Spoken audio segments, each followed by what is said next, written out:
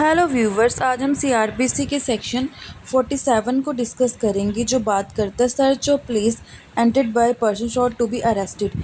मतलब उस स्थान की तलाशी जिसमें ऐसा व्यक्ति है जिसकी गिरफ्तारी होनी है।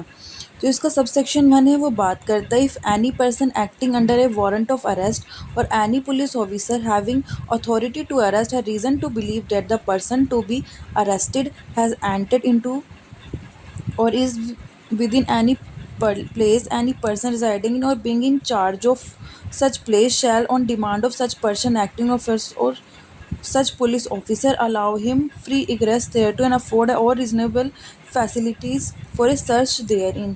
मीन्स अगर किसी पुलिस को पता है कि वो इंसान ऐसे घर में है या ऐसे घर में रह रहा है तो या फिर वो उस व्यक्ति का ही घर है जो एक्यूज्ड है या फिर किसी और का है तो वो पुलिस अधिकारी को सारी फैसिलिटी देगा अरेस्ट करने के लिए।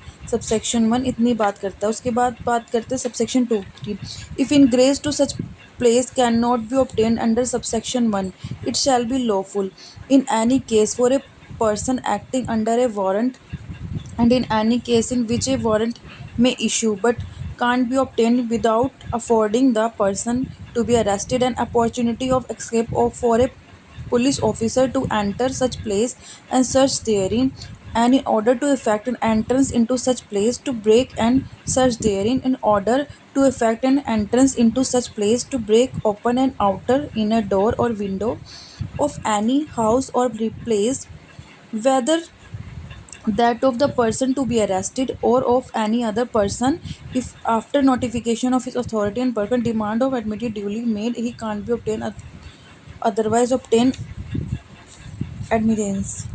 मीन्स ये बात करता है कि अगर वो जो किसी का स्थान है या अक्यूज्ड का किसी पर्सन का अगर वो परमिशन नहीं दे रहा तो पुलिस को जो वारंट लेके आई है वो उसमें आउटर डोर या इनर डोर तोड़ के भी अंदर जा सकती है।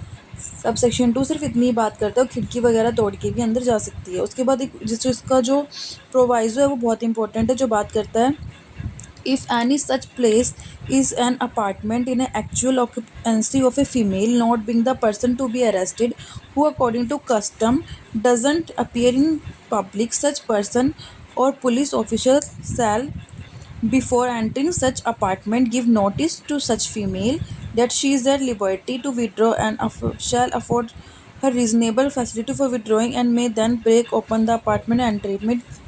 मतलब अगर उस स्थान पे ऐसे कमरे में पुलिस को जाना है जहाँ पे कोई ऐसी फीमेल रहती है जो रूढ़ियों के हिसाब से कस्टम के हिसाब से लोगों के सामने नहीं आती है और वो कोई एक्यूज्ड भी नहीं है तो उस पर्सन को पुलिस उसको पहले ही सूचित करेगा कि आप उस जगह से हट जाइए, उस स्थान को खाली कर दीजिए और तब जाके पुलिस उस कमरे में जाएंगी और प्रवेश करेगा।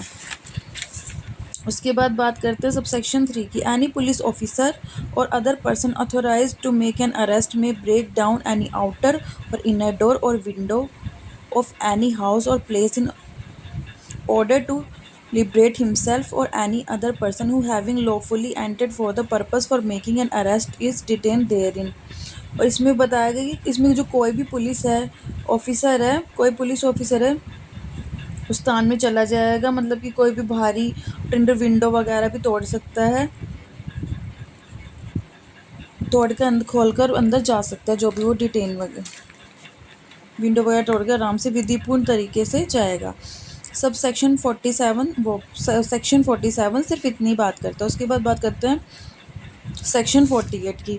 Persuade for offender into other jurisdiction a police officer may for the purpose for arresting without warrant any person whom he authorized the arrest pursue such person to any place in India। Means ये 48 इतनी बात करता है कोई भी police officer है तो वो किसी भी व्यक्ति को जैसे गिरफ्तार करने के लिए उसको अथॉरिटी है वारंट के बिना,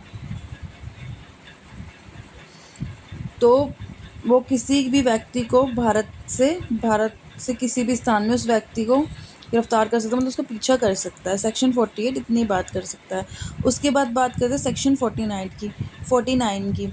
no unnecessary restraint the person arrested shall not be subject to the more restraint than necessary preventive except. मतलब उसको रोकने के लिए किसी भी उसको रोकने के लिए कितनी चीज़ें नेसेसरी है ना उतनी ही यूज़ होएगी, नेसेसरी चीज़ें यूज़ होगी, उससे ज़्यादा चीज़ें नहीं यूज़ होएगी। सेक्शन 49 सिर्फ इतनी ही बात करता है। उसके बाद बात करते हैं हम सेक्शन 50। जो सेक्शन 50 बात करता है person arrested to be informed of grounds of arrest and right to bail. मतलब हम जिस पर्सन को अरेस्ट कर रहे हैं तो हमारा वो राइट है कि हम उसको ग्राउंड्स के बारे में बताएं कि किस ग्राउंड से उसको अरेस्ट किया गया और उसको अपने उसके बेल्स की राइट भी बताएं। जो इसका सबसेक्शन 1 है वो बात करता है एवरी पुलिस ऑफिसर और other person arresting any person without warrant shall forthwith communicate to him full particulars of the offence for which he arrested on other grounds for such arrest। मतलब अगर किसी भी पर्सन को warrant के बिना गिरफ्तार किया जाता है तो उसको सारे ग्राउंड्स भी बताने चाहिए, उसको क्यों गिरफ्तार किया जाया गया है, किस लिए गिरफ्तार किया, सारी उसको बात बतानी चाहिए। सब सेक्शन 2 बात करता है where a police officer arrest without warrant any person other than a person accuse for non bailable offence he shall inform the person arrested that he is entitled to released on bail and that he may be arranged for sureties on his behalf। मतलब अगर किसी बंदे को कोई भी accused जिसको non bailable offence में गिरफ्तार किया गया है तो हमारा हक उसका हक है उसको बताने का कि आपको बेल पे रिलीज़ किया जा सकता है, आप अरेंज कर सकते हैं सिक्योरिटीज़ के द्वारा। सेक्शन 50 सिर्फ इतनी बात करता है। आई होप आपको सेक्शन 47, 48, 49, 50 अच्छे से क्लियर हुए होंगे। Thank you.